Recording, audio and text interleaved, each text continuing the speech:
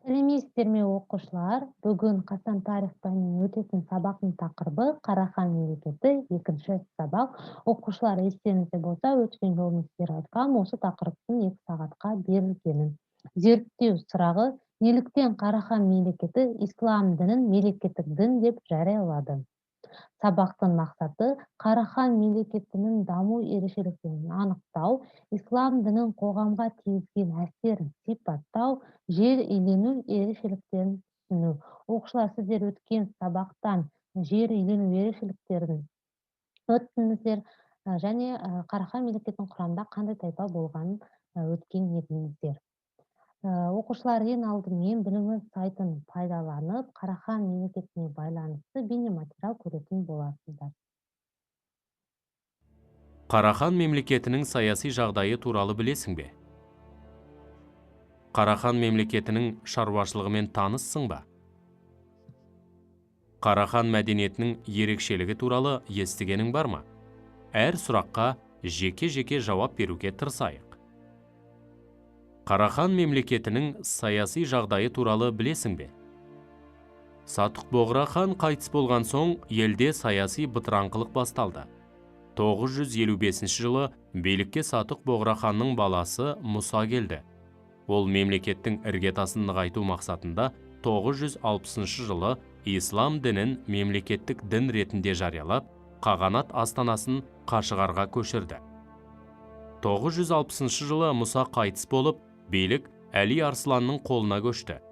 Кейін оның баласы Насыр ибн Әли 999 жылы Бұхарды басып алып, 10 ғасырдың аяғында бүкіл Мәуереннахр жері қарахандықтарға бағынды. 11 ғасырдың 30 жылдары мемлекет батыс және шығыс хандыққа бөлінді. Батыс хандықтың құрамына Мәуереннахр түгел еніп, астанасы Бұхар қаласы саналды. Шығыс хандық Жетісу, Қашғар, Шығыс Түркістан жерін қамтыды. Орталығы Баласағұн болды. 12 ғасырдың бірінші жартысында Жетісуға шығыстан қара қытайлар басып кіріп, шығыс қарахандықтардың иелігін өздеріне қаратты. 1141 жылы қара қытайлар батыс хандыққа шабуылдап, Самарқан түбіндегі Қатуан даласында болған шайқаста Қарахан салжұқтардың әскерлерін жеңді. Алайда қара қытайларға тәуелді болғанына қарамастан, қарахандықтарда билік жүргізу құқығы сақталды. 13 ғасырдың басында қарахандықтар тәуелсіздікке ұмтылады. Осыны пайдаланған Хорезм билеушісі қара қытайларға қарсы жорық жасап, жеңіске жетеді.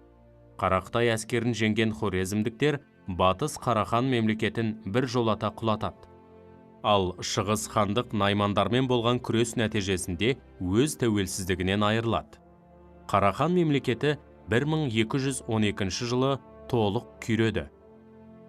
Қарахан мемлекетінің шаруашылығымен таныссың ба?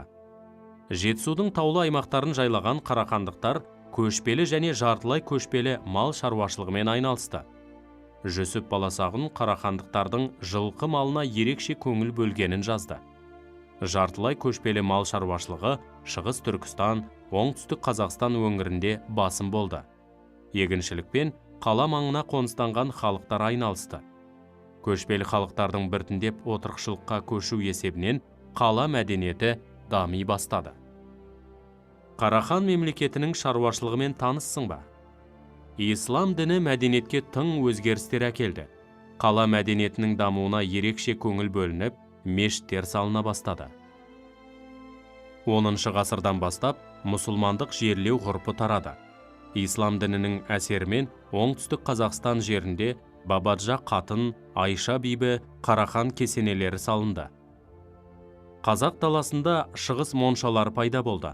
Бұлар Қарахан дәуірінің ерекше сәулет өнерлерінің үлгісін қалыптастырды.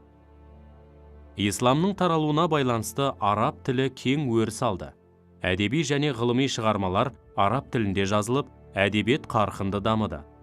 Құтадғу білікті жазған Жүсіп Баласағұн мен Диуани лұғат ат-түрік шығармасын жазған Махмұд Қашғари Қарахан дәуірінде өмір сүрген түркі әдебиетінің озық өкілдері. Қорытындылай келе, қараханиттер дәуірінде экономикалық, әлеуметтік, діни, мәдени өрлеу болғандығы анықталды. Оқушылар, біз бейнематериалды көріп аяқтадық. Ал эми кыскача конспектти окуйбуз.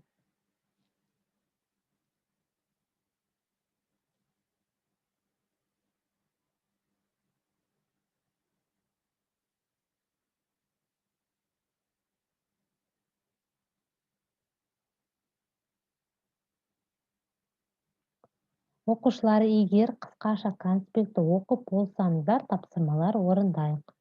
Биринчи тапсырма: хандар менен окуйгалар. Хандарды бийлиги кезинде жасаган окуйгалар менен сайкестендириңиздер.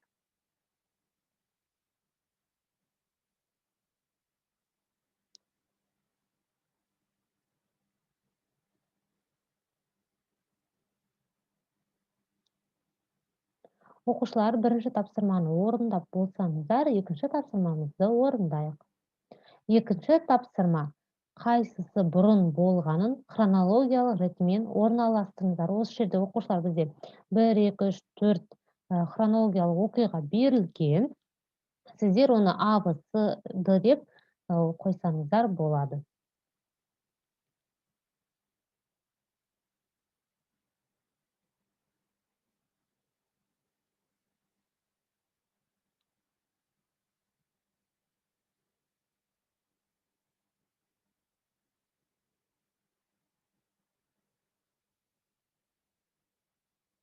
Окуучулар, тапсырмаларды орундап болсоңуздар, бүгүнкү биздин сабак аякталды. Сау болуңуздар.